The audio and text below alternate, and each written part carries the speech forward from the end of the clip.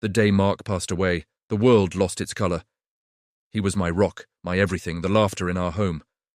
For our son, Leo, he was a superhero. We were shattered, but I knew I had to be strong for Leo. The funeral was a blur of tears and hushed condolences. Friends and family came from all over to pay their respects, to share a memory, to offer a shoulder. But two people were conspicuously absent: Mark's parents, my in-laws. I tried to call them, but the calls went straight to voicemail. I left messages, my voice cracking, begging them to come, telling them Leo needed his grandparents. There was only silence. It felt like a second heartbreak, a fresh wound on top of an already gaping one. How could they not be here to say goodbye to their own son? What could possibly be more important? The question haunted me through the sleepless nights that followed. A week later, they finally showed up at my door.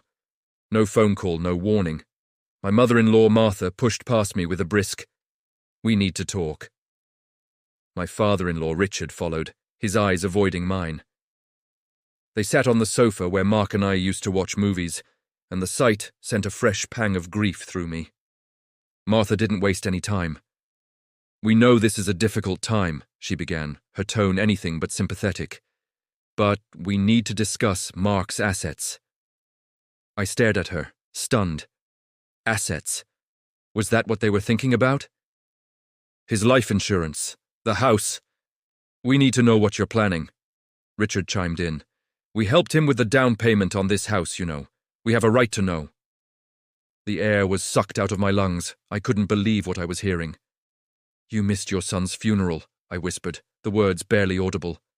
"We couldn't come," Martha said dismissively. "We had a very important investment meeting we couldn't miss. It was a once-in-a-lifetime opportunity. A once-in-a-lifetime opportunity." More important than their son, the rage that boiled up inside me was so hot it was dizzying. "An investment meeting? You're telling me you chose money over saying goodbye to your son?" My voice rose, shaking with disbelief and fury. "He was your blood, how could you? How could—" Richard had the audacity to look irritated. "Now listen here. We did what was best for the family's future. Mark would have understood. He was always practical." Practical? My Mark, who would spend his last dollar to buy Leo a new comic book, who valued a shared laugh over a stock portfolio. They didn't know their son at all. "Get out," I said, my voice dangerously low. "Get out of my house." Martha scoffed. "This isn't just your house. We have a claim to it." They stood their ground, smug and entitled, ready for a fight. But the fight never came, because at that moment, a small voice cut through the tension. "Go away!" We all turned. Leo was standing in the hallway, his little fists clenched at his sides. He was just 7, but his eyes held the weight of a man. He'd been listening. Martha's face softened for a fraction of a second. "Leo, sweetie, we're just talking to your mommy." She tried to approach him, but he took a step back. "No," he said, his voice stronger now. "You weren't at Daddy's party." I knelt down, trying to shield him, but he stood his ground. He called funerals parties to say goodbye. It was his way of coping. "Daddy told me," Leo continued, looking straight at his grandparents, "that the most valuable thing in the world isn't money. It's time with the people you love." He was quoting Mark directly. It was something Mark said all the time, our family motto. He said, Leo's voice trembled but he didn't stop, "If you have to choose between $1 million and an hour with someone you love, you always choose the hour, because you can always make more money, but you can't ever make more time." The room went completely silent. The only sound was Leo's heavy breathing. He walked over to the bookshelf and picked up a small, worn wooden box. It was a treasure chest Mark had made for him. Leo opened it. It wasn't filled with toys or coins. It was filled with movie ticket stubs, seashells from our beach trips, and a photo of him and Mark on the Ferris wheel.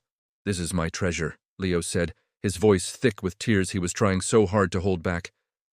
"Daddy gave it to me. It's better than all your money." He looked from the box to his grandparents, and his next words landed like a physical blow.